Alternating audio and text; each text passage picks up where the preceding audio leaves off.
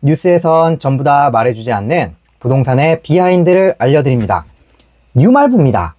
우선 본격적인 주제에 들어가기 앞서 이번 주 부동산 시황을 짧게 짚고 넘어가겠습니다. 서울 아파트 상승세가 여전히 지속되고 있는데요. 7월 마지막 주 기준 서울 아파트 매매 가격은 19주 연속 상승세를 보였습니다. 서울의 전세 가격 역시 63주 연속 상승세를 기록했습니다. 거래량도 엄청나게 뛰었는데요. 지난 6월 서울 아파트 매매 거래량은 7,411건을 기록했습니다. 이건 한창 상승기를 향해 가던 2020년 12월 이후 3년 7개월 만에 가장 많은 거래량입니다. 7월 거래량은 아마도 이것보다 훨씬 많아질 걸로 예상이 되는데요. 이달 2일까지 접수된 7월의 거래량은 5,102건으로 이미 5월달 전체의 거래량을 넘어버린 상태고요. 신고기간이 이달 말까지라는 점을 감안하면 8,000건도 무난하게 넘길 것으로 예상됩니다. 이런 부동산 뉴스를 또 살펴보면 좀 유명하다 싶은 단지들을 중심으로 불과 한두 달 사이에 실거래가 기준으로 1, 2억 올랐다고 하는 그런 뉴스들도 심심찮게 찾아볼 수 있습니다. 이렇게 부동산이 반등한다는 소식이 들리면 초조한 마음이 들게 되는데요. 이런 뉴스들 보면 여러분들은 어떤 생각이 드시나요? 집값이 이렇게 오르는데 지금이라도 사야 되나? 근데 너무 오른 거 아니야? 살 계획이 있긴 있었는데 이미 내가 가고 싶었던 단지들은 내가 가진 이 예산보다 훨씬 더 많이 올라버렸다. 아니면 이게 거품일 수도 있으니까 당분간은 좀 더 지켜보는 게 낫지 않을까? 아니 그 사이에 더 오르면 어떡하지? 사면 대출 금리가 지금 얼마나 되지? 떨어지면 어떡하지? 더 오르면 어떡하지?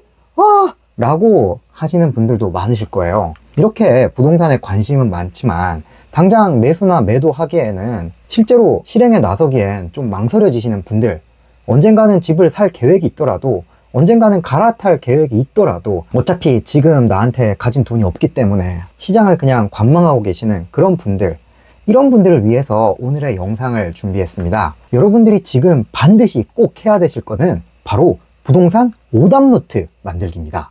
연초만 하더라도 많은 사람들이 하락, 조정장이 길어질 거라고 예상을 했었죠. 제각각의 이유들은 많았습니다. 부동산의 절대적인 가격 자체가 높기 때문에 집값을 감당할 사람들이 없다.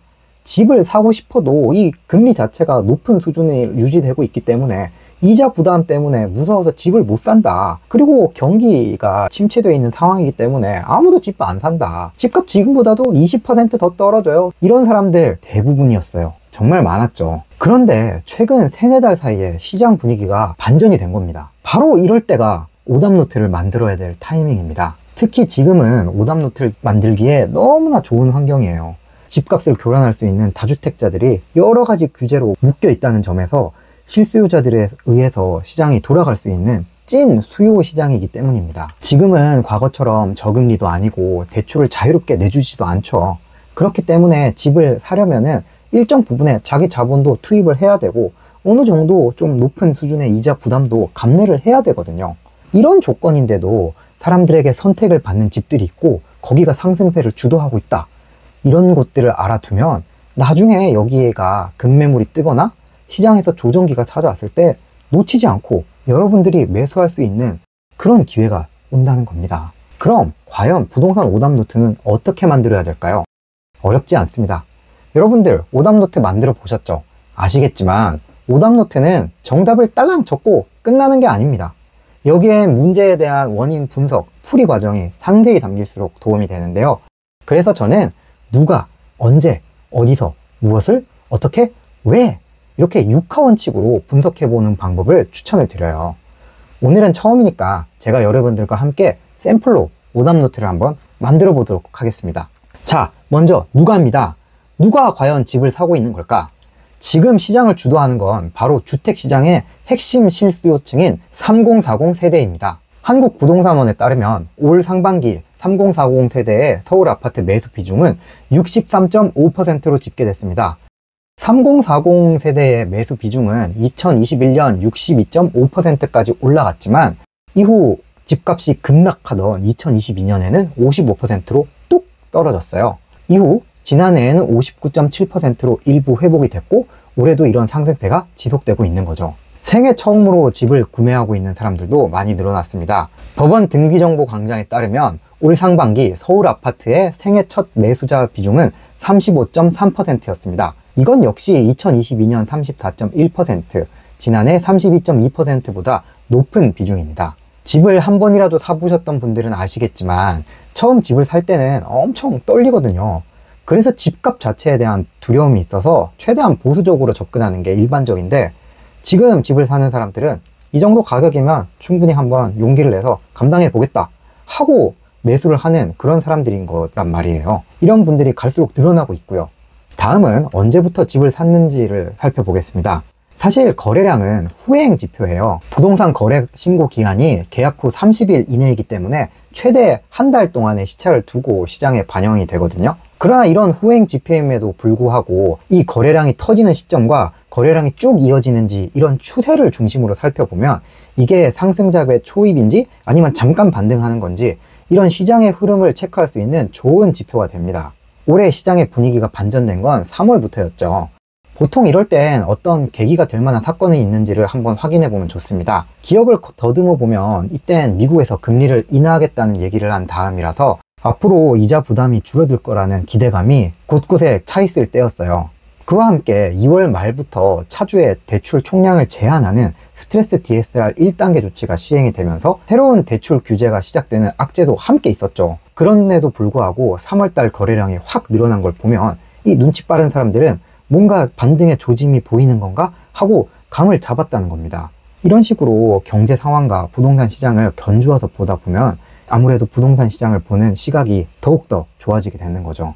또 중요한 게 앞으로 다가올 7월, 8월 달의 거래량입니다. 원래 휴가철은 부동산 시장에서 비수기로 꼽히는 때거든요. 거래량이 평소보다 많아진다면은 상승의 기운이 평소보다 더욱더 강해진다는 걸 분명히 보여주는 단적인 사례로 볼 수가 있겠죠. 어디가 잘 나가는지를 보는 것도 굉장히 중요한 포인트입니다. 부동산에서 중요한 건 첫째도 입지, 둘째도 입지, 셋째도 입지라는 말 여러분들 들어보셨죠? 시장에서도 어디가 잘 나가는지를 알아두는 건 굉장히 필수적인 요소입니다. 현재 부동산 시장은 서울 안에서도 양극화가 뚜렷하게 나타나고 있는데요. 지금 보시는 이 그림은 각 구별로 거래량이 많은 상위 5개 단지를 기준으로 삼고 직전 최고가 대비 올해 아파트값 수준을 나타낸 건데요. 주로 고가 아파트가 많이 있는 강남 3구와 강동, 마용성, 그리고 종로구는 직전 최고가 대비 90% 이상을 회복한 상태고요. 중저가 아파트가 있는 여기 노도강 지역들은 최고가 대비 80% 초반에 아직 머물고 있는 그런 상태입니다. 그럼 전체 평균으로도 한번 살펴볼게요. 한국부동산원에 따르면 올해 들어 7월 마지막 주까지 서울 아파트값 누계 상승률은 평균 1.79%로 집계됐습니다. 25개 자치구 가운데 많이 오른 곳과 덜 오른 곳을 비교해보면 그 차이가 더욱더 극명하게 나타나는데요. 상승률이 가장 큰 성동구의 경우 아파트값이 올해 들어 4.75%나 올랐습니다. 특히나 지난달이죠. 7월 들어서 매주 0.5%의 상승률을 보이면서 불과 한 달 동안에 무려 2.82% 오르는 등 압축적인 상승세를 보여왔습니다. 그리고 마용성의 다른 지역인 마포구와 용산구, 그리고 강남 3구에 있는 서초구와 송파구도 올해 누계 상승률이 3% 이상을 기록하며 상위권에 들었습니다. 그에 반해 하위권인 5개 구는 아직도 누계 상승률이 1%도 채 되지 않는 상태에 머물고 있습니다. 여기엔 노도강 지역과 금관구 지역들이 포함되어 있는데요. 이들 지역은 최근 집값이 상승으로 돌아서기는 했지만 전체 누계로 살펴보면 집값이 아직도 작년 수준이랑 별반 차이가 없는 걸 확인할 수 있습니다. 사람들이 무엇을 사는지도 중요한 포인트입니다. 최근 사람들이 집중적으로 사는 것은 바로 신축인데요. 최근 부동산 시장에서는 얼어 죽어도 신축, 이른바 얼죽신 현상이 젊은 층을 중심으로 두드러지게 나타나고 있습니다. 부동산 인포가 올해 1월부터 7월까지 수도권 아파트의 연식별 가격 상승률을 분석한 결과에 따르면 수도권의 입주 1에서 5년 차인 신축 단지의 매매 가격은 0.41% 오른 것으로 조사됐습니다. 같은 기간 6에서 10년 차 아파트 단지는 0.31% 상승, 10년이 초과한 구축 단지는 0.13% 오르는 데 그쳤는데요. 입주 1에서 5년 차인 신축 단지와 10년을 초과한 구축 단지를 비교해보면 신축 아파트가 구축에 비해서 3배 이상 상승했다는 거죠. 예전에는 자금이 부족하니까 젊은 세대들이 노후 아파트에서 살면서 재건축을 기다리는 이른바 몬테크가 유행했던 적이 있거든요. 하지만 요즘 젊은 층들은 돈이 좀 들더라도 최신식 설계에 다양한 커뮤니티 시설이 갖춰진 신축 아파트를 더 선호한다는 거죠. 그럼 이 사람들은 어떻게 집을 사고 있을까요? 대출 부담이 줄어든 점도 주택시장이 활성화되는데 큰 역할을 했습니다. 현재 시장엔 신생아 특례대출, 디딤돌, 버팀목 대출 등 정책형 주택담보대출이 나와 있습니다. 아까 서두에서 말씀드렸던 3040 세대가 주택시장의 주요 고객이 될 수 있었던 것도 이런 정책 대출이 중요한 역할을 했다고 여겨지는데요. 여기에다가 금리 인하에 대한 기대감이 더욱더 반영이 되면서 주택담보대출 금리가 8개월 연속 하락 행진을 이어가고 있습니다. 최근에는 3%대 중반 범위까지 들어서면서 차주의 대출 부담이 더욱더 줄어든 상태인데요. 여기다가 스트레스 DSR 2단계 시행 조치가 2개월 더 연장이 되면서 부동산 시장 활성화가 이어지는데 큰 역할을 하고 있다고도 여겨집니다. 이처럼 3040 실수요자들이 적극 매수에 나선 배경으로는 여러 가지가 꼽힙니다. 우선 이들은 과거 부동산 급등기 당시에 매수 타이밍을 놓치는 바람에 벼락거지가 돼버렸던 것에 대한 학습 효과가 남아있죠. 여기다가 다른 연령대에 비해서 아까 말씀드렸던 정책 대출의 수혜를 직접적으로 받는 대상인데다가 소득도 비교적 안정적인 편이라서 매수를 하기에 여러모로 유리한 환경이온 거죠. 이 밖에도 전세 사기에 따른 빌라 기피 현상과 이에 따른 전세 상승, 금리 인하에 대한 기대감, 향후 공급 부족에 따른 추가적인 상승 우려 등이 요인으로 꼽히는데요. 이들 주제와 관련해서는 제가 앞서 다른 영상들에서도 충분히 많이 다뤘으니까 궁금하신 분들은 한번 찾아보시면 좋을 것 같고요. 자, 그럼 정리해 보겠습니다. 첫 번째, 현재 부동산 시장은 다주택자가 참여하기 힘든 실수요자 중심의 시장이다. 이렇게 실수요자가 이끄는 시장은 쉽게 무너지지 않는 시장이라는 점에서 트렌드를 분석하기에는 더할 나위 없이 좋은 환경입니다. 둘째, 너무 집값 때문에 좌절하거나 들뜨지 말고 미래의 나를 위해서 꼭 부동산 노트를 작성하시는 걸 추천드립니다. 셋째, 여기서 부동산 오답 노트는 언제 샀어야 된다 라고 홀랑 답만 적고 넘어가는 게 아니라 6화 원칙으로 시장을 다각도로 분석해보는 걸 말합니다. 오늘은 제가 여러분들과 함께 여러 가지 자료를 준비해서 보여드리긴 했지만 사실 그렇게 어렵지가 않아요. 관점을 갖는 게 중요하거든요. 다음부터는 여러분들이 직접 부동산 뉴스들을 살펴보시면서 제가 했던 대로 이건 그냥 언제를 나타내는 그런 기사네? 이건 누구를 나타내는 그런 기사네?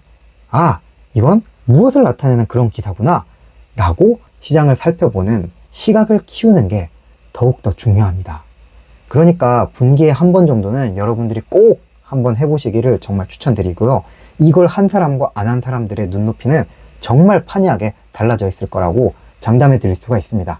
꼭 한번 해보시길 추천드립니다. 이번에 제가 준비한 영상은 여기까지고요. 영상이 도움되셨다면 잊지 말고 구독과 좋아요 꼭 눌러서 응원해 주십시오. 영상을 만드는데 정말 큰 힘이 됩니다.